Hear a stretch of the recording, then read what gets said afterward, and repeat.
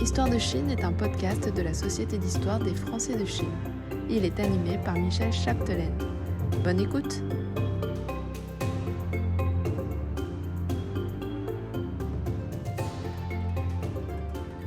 Bonjour et bienvenue dans ce nouvel épisode. Nous sommes en 1884, alors que la France cherche à affermir son influence en Indochine, un nouveau front s'ouvre à Formose, que nous appelons aujourd'hui Taïwan. C'est ici que débarquent les navires de guerre français dans une atmosphère de fortes tensions diplomatiques et militaires. Pour en parler aujourd'hui, nous recevons Arsène Donada-Vidal, diplômé de l'École nationale des chartes et de l'École des hautes études en sciences sociales de Paris, qui vient de consacrer un travail de recherche approfondi sur cette expédition. Arsène Donada-Vidal, bonjour, et merci d'avoir accepté notre invitation. Bonjour. Alors Arsène, rentrons immédiatement dans le vif du sujet. Pourriez-vous rappeler à nos auditeurs le contexte de cette expédition française et les enjeux politiques et militaires qui l'entouraient? Alors oui, évidemment, le contexte est essentiel pour comprendre ce qu'ont pu faire une troupe d'hommes dans le nord de la jungle de Taïwan à la fin du 19e siècle, qui est en fait une guerre d'ailleurs, une expédition complètement oubliée aujourd'hui. Alors vous avez eu totalement raison de parler de la péninsule indochinoise dès le début, puisque en fait c'est bien la colonisation du Vietnam, la conquête du Vietnam, qui est d'une certaine façon la cause de l'expédition française de Formose. Alors il faut essayer de penser sous forme de poupée russe, c'est-à-dire que l'expédition française de Formose se déroule dans ce qu'on a appelé, en fait, de façon un peu abusive, on ne va pas revenir là-dessus, la guerre franco-chinoise, donc entre 1884 et 1885. Et cette guerre franco-chinoise, en fait, c'est le résultat d'une crise latente, larvée depuis plusieurs décennies entre la France et la Chine au sujet de la conquête du Vietnam. Donc, depuis le début des années 1860, en fait, la France s'installe progressivement dans la péninsule indochinoise et elle remonte en fait vers le nord. Et lorsqu'elle atteint le Tonkin, c'est-à-dire la région qui est frontalière avec la Chine, elle commence à vraiment se confronter à la Chine. Pourquoi? Parce que à l'époque, la péninsule indochinoise et a fortiori le Vietnam et encore plus a fortiori la région du Tonkin, c'est une région qui est dominée par la Chine. Alors, dominée politiquement, le Vietnam est un État vassal en fait de la Chine diplomatiquement aussi avec le système du tribut. On ne va pas revenir sur le système du tribut qui est en fait beaucoup plus complexe que ce qu'on a pu, que ce que l'historiographie jusqu'à la deuxième moitié du XXe siècle a pu dire. Et évidemment, culturellement, le Vietnam est largement sinisé culturellement, ce qui n'enlève en rien aussi à la force en fait de l'empire vietnamien qui a sa propre bureaucratie et ses propres systèmes politiques. Et donc il y a là en fait un affrontement entre deux formes d'impérialisme relativement différents, un impérialisme français, un impérialisme chinois traditionnel sur cette région du Vietnam. Et au mi-temps des années 1880, cette crise latente, ce feuilleton en fait, diplomatico-militaire qui dure depuis des années, avec des dizaines de traités qui sont signés, des dizaines d'affrontements, etc., on va dire, atteint une sorte d'apex, une sorte d'acmé, et les conflits éclatent. Alors, ce qui est très important de souligner, c'est qu'il n'y a pas de guerre officiellement. La guerre n'est pas déclarée. On va revenir sur la raison de cette non-déclaration de guerre, mais soulignons que en fait, la France joue d'une certaine terminologie, hein, comme ça peut se voir d'ailleurs aujourd'hui encore, sur la façon de nommer en fait, ce conflit et cette expédition. Alors, légalement, on va dire, dans le droit, la France use de ce qu'elle appelle des droits de représailles pacifiques. Alors, vous voyez déjà l'oxymore, ou encore de blocus pacifique lorsqu'elle fera le blocus de Taïwan. Alors, donc, pourquoi Taïwan? Parce que dans ce genre de conflits, qui sont d'ailleurs tout à fait classiques en fait à la fin du 19e siècle en Chine, les puissances impérialistes théorisent en fait une forme de conflit qu'on a pu appeler la politique des gages. Alors qu'est-ce que c'est la politique des gages? C'est très simple. C'est pour faire plier en fait un pays et recevoir un traité qui lui soit favorable, on va occuper un territoire ou une ville, un port. On va faire croire qu'on va y rester toute la vie et on va négocier l'évacuation du territoire pour des clauses favorables. Et l'avantage de la politique des gages, c'est qu'elle se repose beaucoup sur la marine. Alors, c'est ce qu'on appelait la diplomatie de la canonnière, hein, de gunboat policy. Et l'avantage, c'est qu'il faut qu'elle soit la plus rapide possible, le plus efficace possible, qu'elle fasse perdre le moins d'hommes possible et qu'elle coûte le moins cher possible. Et avec cette vision-là en vue, hein, dans ce paradigme-là, le gouvernement de Jules Ferry, à l'époque, c'est Jules Ferry qui est président du Conseil et ministre des Affaires étrangères, pense à Formose, occuper le nord de Formose, c'est-à-dire en fait essentiellement deux villes et deux ports, donc Geelong et Dan Shui au nord, occuper ses douanes, ses mines de charbon, qu'on pensait à tort être exploitables. Et Jules Ferry est persuadé que c'est un choix raisonné. Alors, de fait, ça sera une grave erreur. On n'aura pas le temps d'expliquer exactement les raisons qui ont poussé à ce choix, qui sont absolument passionnantes. Mais voilà, c'est ce qui a poussé, on va dire, dans ce cadre, dans ce contexte qu'on connaît, hein, les impérialismes, etc., à choisir le nord de Taïwan comme monnaie d'échange contre, contre l'expulsion en fait, de la Chine du Tonkin. Alors, outre les belligérants que sont la France et la Chine, certains pays ont choisi de rester neutres. Qui étaient-ils et pour quelles raisons ont-ils opté pour cette neutralité? Oui, donc la question des neutres est absolument fondamentale parce que, à la différence de ce qu'on a d'ailleurs souvent pu dire, l'impérialisme qui se joue à la fin du 19e siècle n'est absolument pas l'exportation en fait, d'une force brute contre un pays qui serait victime, mais c'est quelque chose de parfaitement multilatéraliste en fait, entre les grandes puissances. C'est-à-dire que on a dans ce qu'on appelle un peu le concert des nations, l'équilibre des puissances. Donc chaque puissance impérialiste avance ses pions et donc a eu un rôle à jouer. Le deuxième préalable absolument essentiel, c'est qu'en fait, on est dans cette époque déjà dans des formes de conflits qui sont parfaitement mondialisées, non seulement parce qu'on fait la guerre au lointain, si on prend l'expression de Sylvain Védère, mais parce qu'en fait, les enjeux sont mondialisés. C'est-à-dire que l'expédition française de Formose, qui quand même, rappelons-le, est l'arrivée à Taïwan d'environ 2000 hommes d'une armée française qui ne sont même pas francophones en réalité et qui vient se perdre dans la jungle de Keelung, dans un village de pêcheurs. En fait, les raisons de cette expédition empruntent aussi à la question de la dette égyptienne entre la France et le Royaume-Uni, à la question coréenne entre le Royaume-Uni et la France, à la Russie, au conflit entre la Russie. Donc, il faut vraiment comprendre que les enjeux sont mondialisés. Alors, quelque chose d'essentiel, c'est de savoir que comme il n'y a pas de guerre, en fait, il n'y a pas de neutre. Qu'est-ce que ça veut dire? C'est que lorsqu'il y a une guerre, les pays neutres doivent opter pour la neutralité. Or, la France a délibérément choisi de ne pas déclarer la guerre pour pouvoir bénéficier d'un état de paix. Alors pourquoi? Par exemple, un pays qui déclarerait sa neutralité ne peut pas vendre des armes à un autre pays, sinon elle prendrait parti en fait. Et ça, c'est absolument crucial pour comprendre le rôle aussi du Royaume-Uni et pourquoi le Royaume-Uni voit d'un aussi mauvais œil en fait cette expédition française de Formose. Alors évidemment, il y a la question de la concurrence, des impérialismes en Chine, etc. Mais aussi parce que, en fait, pendant toute la durée des conflits, pendant toute l'année des conflits, la France pouvait aller à Hong Kong, faire réparer ses navires, acheter du charbon, acheter des armes, des munitions, utiliser le télégraphe, ce qui n'aurait pas forcément été possible en temps de guerre. Et d'ailleurs, le Royaume-Uni, en fait, pas le Royaume-Uni, le gouvernement anglais de Hong Kong va essayer de positionner le Royaume-Uni, de forcer la main, en fait, en proclamant en fait une proclamation de neutralité en mars 1885. Et d'ailleurs, ce rapport entre le gouvernement britannique de Hong Kong et le gouvernement britannique de Londres est aussi absolument fondamental à comprendre. C'est que on ne peut pas parler en fait forcément d'un pays avec un autre pays, puisque en fait il y a tout un ensemble d'échelles et d'échelons et d'acteurs qui jouent en étant parfois aux ordres de son gouvernement, parfois à la limite, parfois en dehors.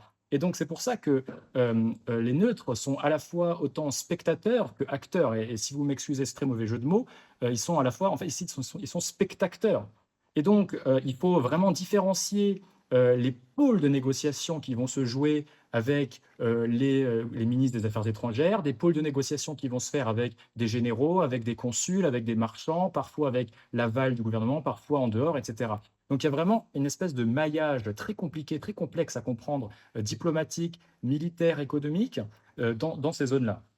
Alors maintenant que cela est dit, on va peut-être passer très rapidement sur les différents pays et leur position. Alors évidemment, on vient d'évoquer le Royaume-Uni qui voit d'un très mauvais œil en fait la question de la guerre franco-chinoise. On peut aussi évoquer une des raisons fondamentales, c'est que l'expansion au Tonkin contrevient avec son expansion en Birmanie, voilà.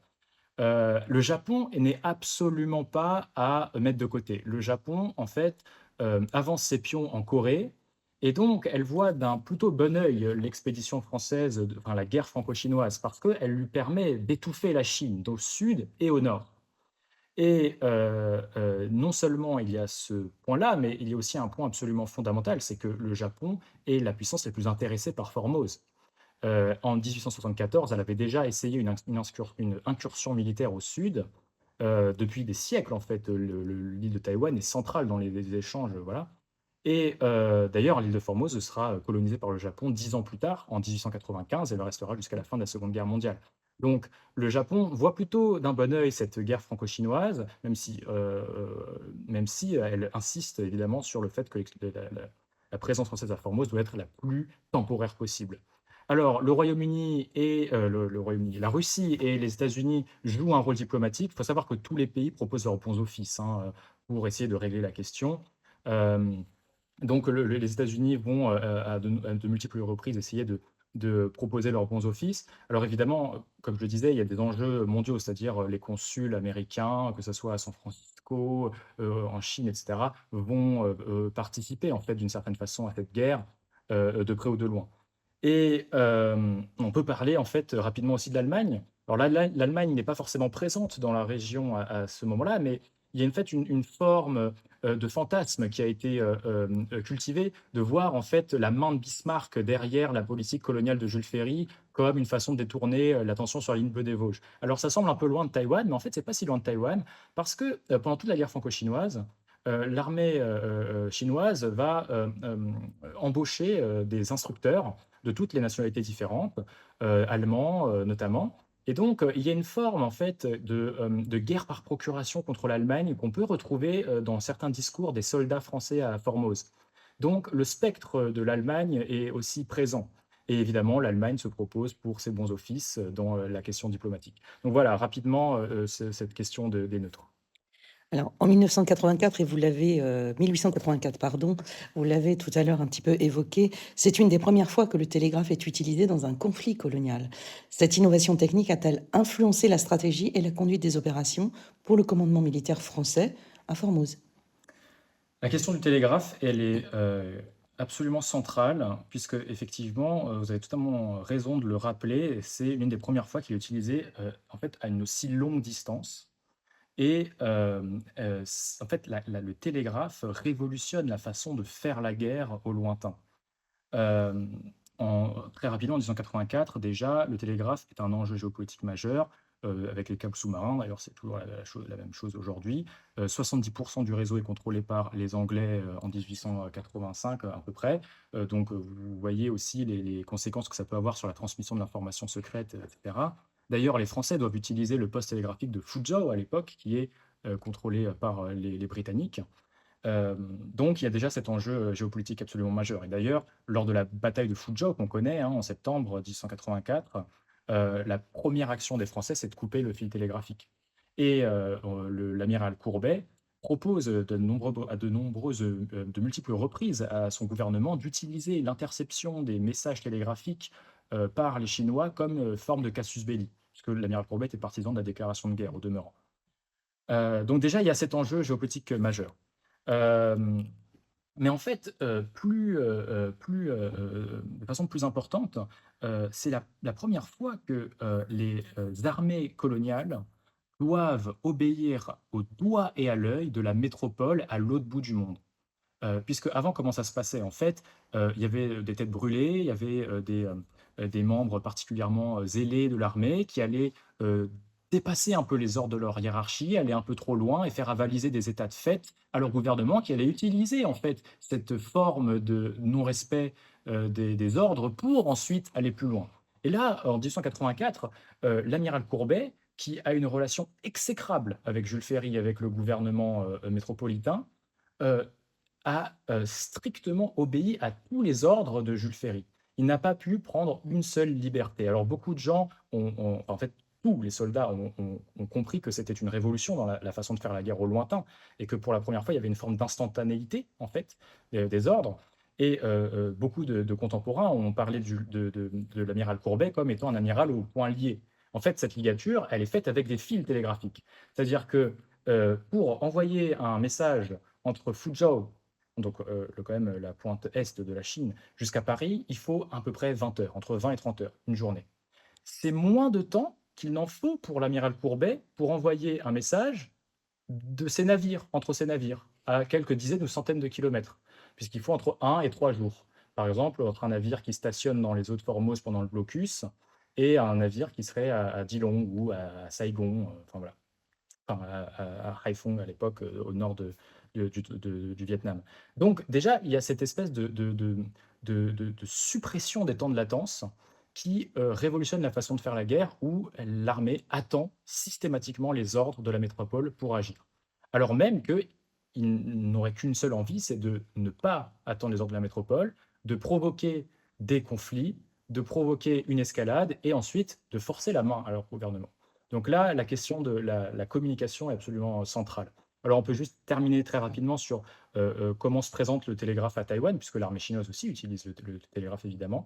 En 1875, le télégraphe arrive à Taïwan, dans le sud de Taïwan, et dans le plan de modernisation de cette non-province, encore, Taïwan n'est pas encore une province à part entière de la Chine, il était censé être tiré jusqu'au nord, et en fait, le projet n'a pas abouti, ce qui desservira d'ailleurs beaucoup l'armée chinoise dans la conduite des opérations militaires. Alors, à peine arrivés sur le front, les soldats français furent frappés par de graves épidémies, hein, c'est le moins qu'on puisse dire. Confrontés à un climat éprouvant et logés dans des conditions précaires. Face à ce désastre sanitaire et humain, quels moyens le corps de santé a-t-il pu déployer et comment l'état-major français a-t-il pris en compte cette situation qu'on peut qualifier quand même de dramatique? Alors oui, on ne l'a pas encore évoqué, mais peut-être mettons les pieds dans le plat en disant que l'expédition française de Formose n'est pas véritablement les plus grandes heures de gloire de l'armée française. Militairement, ça a été très compliqué, on ne reviendra pas forcément là-dessus, mais l'armée en fait a fait ce qu'elle pouvait dans des conditions qui étaient extrêmement compliquées. Et la très grande majorité des décès de cette expédition sont dus aux maladies. Alors, de combien, déjà, peut-être te dire tout de suite de combien on parle en fait de décès. C'est très difficile à chiffrer, notamment parce que l'expédition a été oubliée, passée sous silence. Et d'ailleurs, au Val-de-Grâce, qui est quand même le service de santé des armées, il y a une galerie du souvenir avec les plaques de toutes les expéditions. Il n'y a pas l'expédition de Formose. Les quelques médecins qui sont décédés à Formose sont parfois inclus dans les plaques avec le tonpa. Donc on parle peut-être, alors moi j'estime à peu près 800 morts sur l'ensemble des troupes qui ont posé le pied à Formose ou dans l'escadre d'Extrême-Orient, et minimum 600 sont décédés des suites des maladies. Alors la grande faucheuse, elle prend évidemment la place du choléra, il décime véritablement les troupes, mais de tout ce qu'on peut voir en fait comme maladie dans des milieux tropicaux, donc voilà, les dysenteries. D'ailleurs, la dysenterie qui fauche aussi l'amiral Courbet, en fait. Alors, on a souvent, on pense que le choléra a tué l'amiral Courbet. Visiblement, les chercheurs, d'ailleurs Alain Mounet-Kuhn, qui a travaillé sur la question, pensent plutôt à la dysenterie amibienne. Enfin bref, c'est un point de détail. Alors, le climat est effectivement majeur avec les conditions précaires pour expliquer ce désastre sanitaire, parce que c'est véritablement un désastre sanitaire. Mais il faut, pour le coup, on a vraiment des archives qui peuvent prouver la responsabilité de la métropole sur ce désastre sanitaire. Puisque déjà, le manque de préparation est évident. L'armée de terre arrive à Formose avec un nombre dérisoire de médecins. On parle de 2 ou 3 médecins pour un corps de 2000 hommes, et sans brancardiers, sans auxiliaires, avec très peu d'infirmiers et très peu de médicaments. Donc déjà, le manque de préparation est évident, et les chefs d'état-major de Formose soulignent immédiatement à la métropole le problème sanitaire qui va se poser, puisque dès leur arrivée à Keelung, les morts commencent à affluer. Et en fait, le gouvernement métropolitain réagit très tardivement. Et il faut attendre février-mars 1885, donc à peu près 6 mois après le début des conflits, pour que disons que l'acheminement de médicaments commence à être assez massif. Et en fait, pendant ces 6 mois-là, il y a une pénurie de médicaments qui est absolument terrible. Alors, on a vraiment des archives qui montrent le peu de médicaments qui doivent se partager. L'amiral Courbet fait dévaliser les pharmacies de Hong Kong, de Yokohama, de Hanoï, pour essayer de trouver des médicaments en vain. Et vraiment, le service de santé des colonies, qui apparaît en fait 2 ans après l'expédition française de Formose et qui aura beaucoup appris l'expédition française de Formose, euh, euh, euh, va marquer un précédent. C'est-à-dire que vraiment l'expédition française de Formose, pour l'armée, c'est l'exemple à ne jamais reproduire. Et il faut plusieurs mois avant que le service de santé de Formose commence à se remettre en place. Euh, on peut aussi parler des évacuations de soldats, puisque les soldats qui sont trop malades sont évacués. Alors, l'hôpital de Yokohama sera utilisé, l'hôpital évidemment au Vietnam seront utilisés, mais même là, en fait, les navires hôpitaux qui transportent les malades, on a des rapports de conditions qui sont absolument effroyables, en fait. C'est des navires de bétail, en fait, ou de cavalerie qui sont réutilisés pour ça. Il n'y a pas de, par exemple, dans un rapport du médecin d'un navire qui s'appelle la Nive, qui est utilisé comme transport hôpital, il explique qu'il n'y a pas de chambre mortuaire, en fait, dans le navire. Alors que on estime, je crois que c'est entre 10 et 20% des malades meurent en fait en trajet avant d'arriver en France. Donc ce conflit est effectivement marqué par le sceau des conditions sanitaires très compliquées, sur lesquelles on peut rajouter la question de l'alimentation. Il faut absolument pas sous-estimer l'alcoolisme chronique en fait, qui frappe les troupes françaises à la fin du 19e siècle jusqu'à la Première Guerre mondiale. Euh, la ration d'alcool pour un soldat à l'époque, c'est 8 centilitres d'alcool pur. Ça veut dire une bouteille de vin en fait, par personne, par jour. Euh, et ça, sans compter l'alcool qui peut être distribué dans un contexte médical et dans un contexte autre, festif, les doubles rations, etc. Donc la question de l'alimentation aussi est évidemment cruciale pour comprendre ça. La question de l'eau, évidemment. À Taïwan, boire de l'eau pure est très compliqué. Et en fait, même lorsqu'il y a des stations de distillation, on a des sources qui nous indiquent que les soldats ne les respectent pas forcément non plus. Donc voilà, il y a beaucoup de choses à dire sur cette question et on pourra en renvoyer aux travaux absolument excellents de Alain Mounier-Kuhn dans le début des années 2000 sur cette question. Alors après la signature du traité de paix, dont vous nous rappellerez quand il a eu lieu, que sont devenues les îles Pescadores ou Penhu, occupées par la France?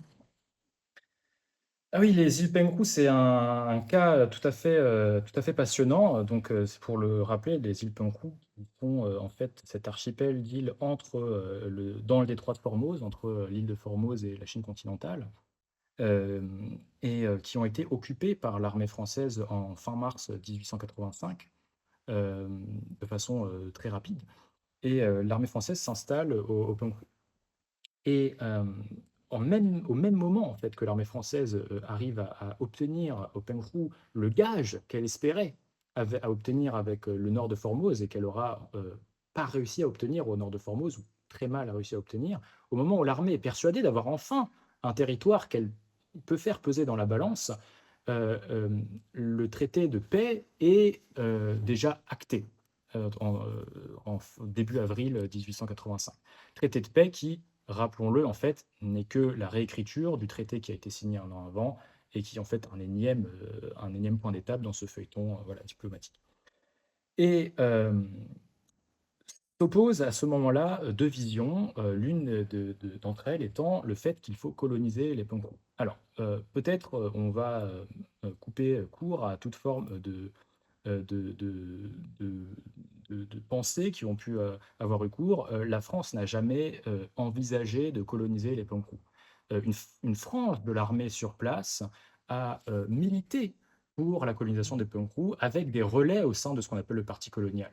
Mais d'ailleurs, en soulignant de façon parfois un peu fallacieuse la facilité de conserver le territoire, le fait que ça deviendrait le nouveau Hong Kong de France, en faisant des bilans chiffrés de combien pourrait coûter la colonisation des Penghu.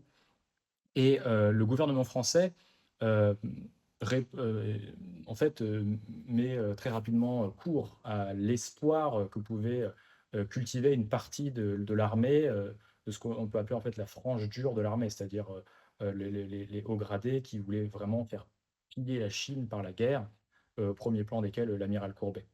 Et donc, les îles Pescadores, oui, les îles Peru, aussi appelées les îles Pescadores, en fait, de son nom portugais, les îles des pêcheurs, seront évacuées. Alors, en dernier, c'est le dernier territoire qui est évacué par l'armée française en juillet 1885, pour continuer à faire planer le doute envers la Chine que la France allait rester, pour peser encore dans les négociations. Mais il y a eu en fait effectivement des plans de colonisation écrits par des hauts gradés de l'armée française. Alors aujourd'hui, peut-on encore retrouver des traces de cette expédition? Existe-t-il des lieux de mémoire qui rappellent la présence de ce souvenir des soldats français?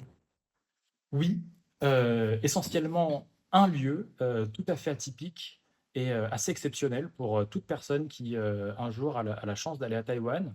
Elle peut aller au cimetière français de Dilong qui est donc, cet avatar des morts de l'armée française qui sont morts à Dilong, donc les décès des soldats, dans le port de Dilong occupé par l'armée française sont enterrés sur place dans un cimetière avec des croix en bois et de façon assez miraculeuse, ce cimetière qui n'avait en fait aucune chance de survivre jusqu'à aujourd'hui. Déjà, parce qu'il fallait que le pouvoir chinois accepte de, entretenir un cimetière étranger et pas n'importe quel étranger. La France à Taïwan, alors de fait, on va passer en fait sous silence l'ensemble des négociations, des traités qui ont pu être faits, etc. C'est absolument passionnant. L'histoire de ce cimetière est vraiment passionnante. Mais en fait, plus fondamentalement, l'expansion tout simplement urbaine de Keelung, qui, rappelons-le aujourd'hui, est une ville extrêmement dense. Et ce cimetière français qui accueillait environ 400 décès a survécu. Alors, aujourd'hui, il n'est plus à son espace d'origine. Il a été déplacé et reconstruit sous la colonisation japonaise, donc par les Japonais, quelques dizaines de mètres plus loin, puisqu'en fait, il était sur la plage. La plage s'est complètement urbanisée. Aujourd'hui, c'est un port de commerce international. La plage, d'ailleurs, avait pris le nom de la plage Courbet sous la colonisation japonaise. Alors, évidemment, les Chinois n'appelaient pas la plage Courbet, mais les Japonais renommaient la plage Courbet et ont reconstruit le cimetière quelques dizaines de mètres plus loin. Alors aujourd'hui, en fait, c'est un endroit assez incroyable quand on connaît son histoire, là où elle est passée, les états de décrépitude dans lesquels elle était à certains moments, le sauvetage qui en a été fait par certains acteurs politiques, d'ailleurs plus taïwanais que français. Et aujourd'hui, le cimetière se visite. Alors, il reste il reste, je crois, 3 ou 4 stèles qui sont vraisemblablement de la fin, de début des années 1890. Il reste un monument aux morts à l'amiral Courbet et plusieurs petits voilà, monuments aux morts en souvenir euh, des morts français. Et ça, c'est vraiment le principal, le cimetière français de Dillon. Il y a eu aussi un cimetière au Penghu. Malheureusement, le cimetière, enfin malheureusement, j'ai aucun avis là-dessus, mais le cimetière a fini par tomber en décrépitude et il restait encore quelques tombes, enfin quelques tombes en dur, c'est-à-dire en pierre, dans les années 1950. Et avec la construction d'une école, les cercueils en dur ont été ramenés dans le cimetière de Dilong et il reste aujourd'hui un cénotaphe en fait à l'amiral Courbet, une espèce de pyramide de mémoire. Et il y a eu un troisième cimetière pendant la guerre, alors ça, c'est très très peu connu. Il y a eu un à Matsu. Alors Matsu, ça appartient Mhm. à la République de Chine, site à Taïwan, aujourd'hui, mais il a complètement disparu, il n'y avait que quelques tombes.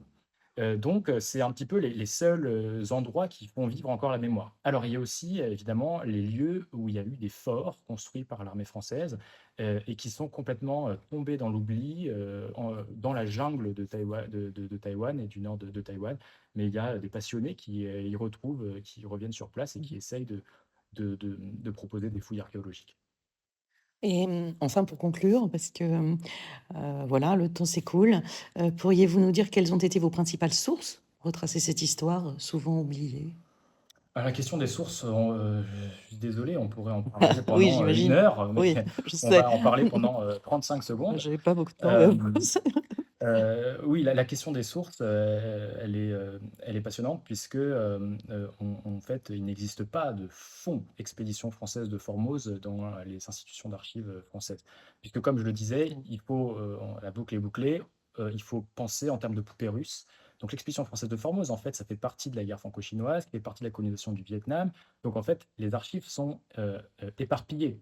Et ce qui est logique, puisque en fait, les archives répondent au paradigme archivistique de l'époque et de la façon dont on voyait le conflit à l'époque, c'est-à-dire en fait une espèce d'excroissance, un épiphénomène en fait de cette guerre. Et donc les sources, elles se trouvent au service historique de la Défense, au château de Vincennes, et dans toutes ces antennes, donc à Cherbourg, à Châtellerault, à Rochefort, à Toulon, donc dans les antennes en fait, des archives de l'armée, tout simplement. Les archives diplomatiques, donc les archives du ministère des Étrangères, évidemment, la Courneuve à Nantes, et dans tout un ensemble d'institutions diverses et variées dont on ne pourrait pas suspecter qu'elles possèdent des documents absolument passionnants. Je pense à la bibliothèque de l'Institut de France, je pense à certaines bibliothèques, bon, alors évidemment la BNF, la Bibliothèque nationale de France. Je pense bien sûr à, je pense bien sûr aux archives il y en a aussi aux missions étrangères de Paris. Enfin, voilà, Aussi. il y a vraiment beaucoup de choses à voir là-dessus, au Val-de-Grâce. Eh bien, merci beaucoup Arsène pour cet éclairage sur cette expédition française à Formose, un épisode trop souvent éclipsé par les grandes pages de l'histoire coloniale. Alors j'ai eu la chance de lire votre mémoire, j'espère qu'il pourra être publié, car il représente une véritable source de connaissances inédites. Si ce podcast vous a plu, n'hésitez pas à le partager autour de vous et à nous suivre pour découvrir les prochains épisodes. À très bientôt. À très bientôt.